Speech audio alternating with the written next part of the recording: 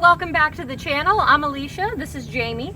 On October 19th of 1781, British General Charles Cornwallis surrendered to American General George Washington here at the siege at Yorktown after a siege that lasted a few weeks.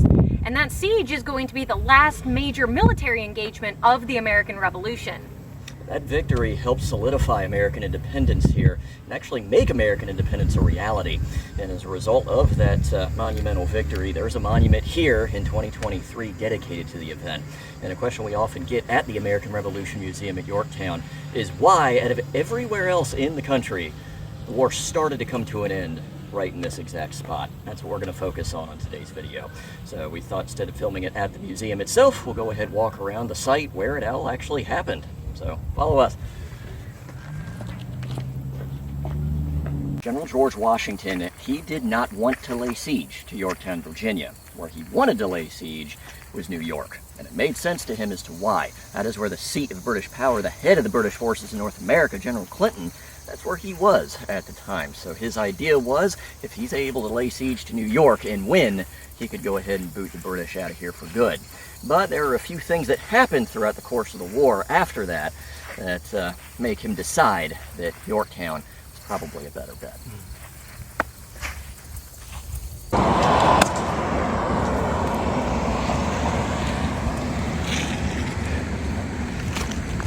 Run!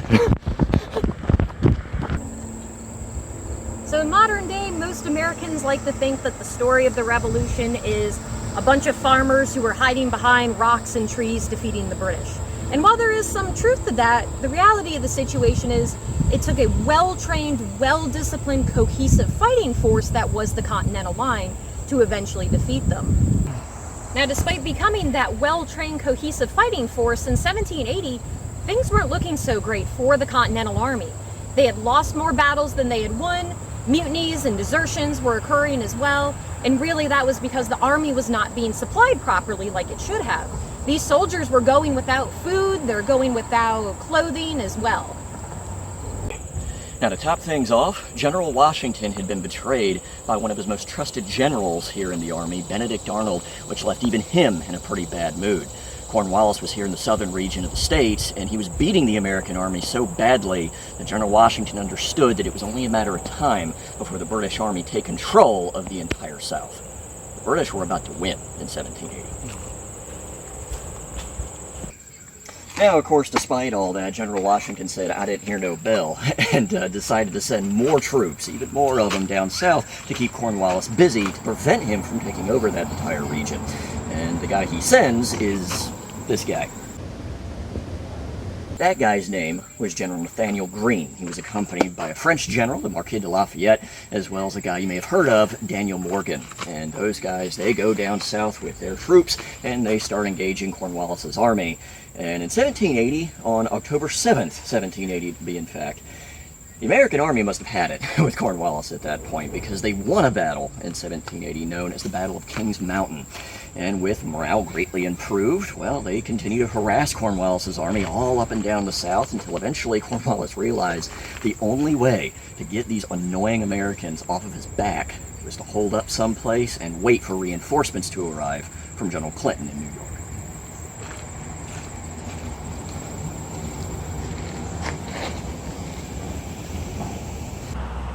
Now, Cornwallis didn't choose Yorktown, Virginia for his base of operations by accident. For one thing, he was already headed in Yorktown, Virginia, thanks to the Americans, Nathaniel Greene and the rest of them, had already kind of pushed him in this direction. And well, in 1780, him and General Clinton, his boss over in New York, they had already discussed possibly setting up a base of operations in the South, somewhere in this region. This region in particular because, well, the York River, for one, is a very deep water channel and allows a lot of these large naval vessels passage through the area. There's a lot of land nearby, and they understood that if they could set themselves up somewhere in the tidewater, they could control the entire South. They'd have direct access to the Chesapeake Bay, and from there, well, it was easy access to all these other rivers. And today, if you visit Yorktown, Virginia, you might even see a modern United States Navy ship passing through the York River, just as the British Navy, the French Navy, the American Navy eventually did 200 some odd years ago.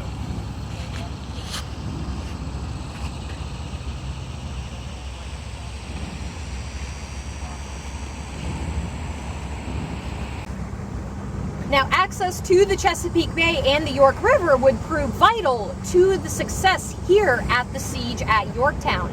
On the afternoon of September 5th of 1781, a short naval engagement will occur between portions of the French and the British navies. The result of that battle, the French are able to successfully blockade the Chesapeake Bay, and thereby preventing any help from General Clinton up in New York to reach General Cornwallis here at Yorktown in time. That naval battle on September 5th, that was known as the Battle of the Capes. And if you'd like to learn more about that battle, you can do so at our museum, the American Revolution Museum in Yorktown.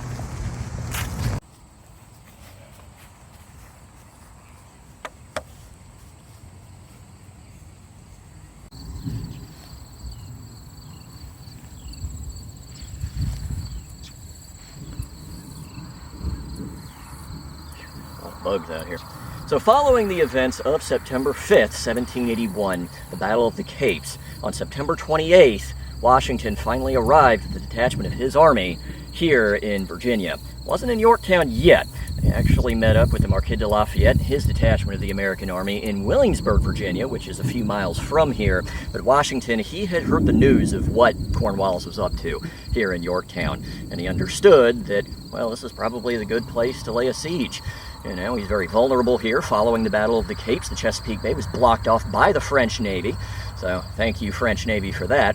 But it made Cornwallis vulnerable, very vulnerable in Yorktown. So eventually, the American and French Grand Batteries, with their artillery, they set themselves up ways away back here. We tried to get in there. There's a lot of overbrush there, so I'm here. But ways away back there, they began setting up siege lines. And over the course of about 9 days, Cornwallis found himself on the receiving end of the French and American artillery, and it got so bad that he was losing men, he was losing ammunition, and he wasn't just losing his men to the Allied artillery. He was losing some of his own soldiers to starvation and sickness as well. Smallpox was starting to run rampant across that river there in Gloucester County. So eventually, on October 17th, 1781, Cornwallis makes the right decision, and he chooses to surrender. So it started raining outside, and I couldn't finish that last thought, and I need coffee. So come with me for a second.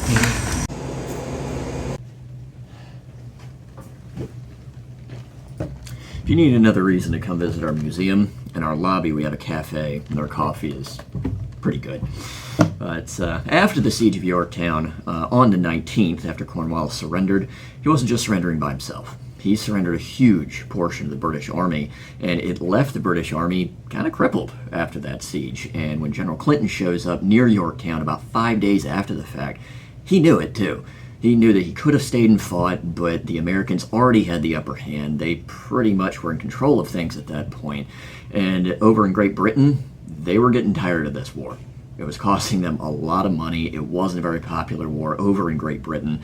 So eventually, Prime Minister Lord North, the King himself, they both realized that the Americans had won this thing. There was really no point in sticking around.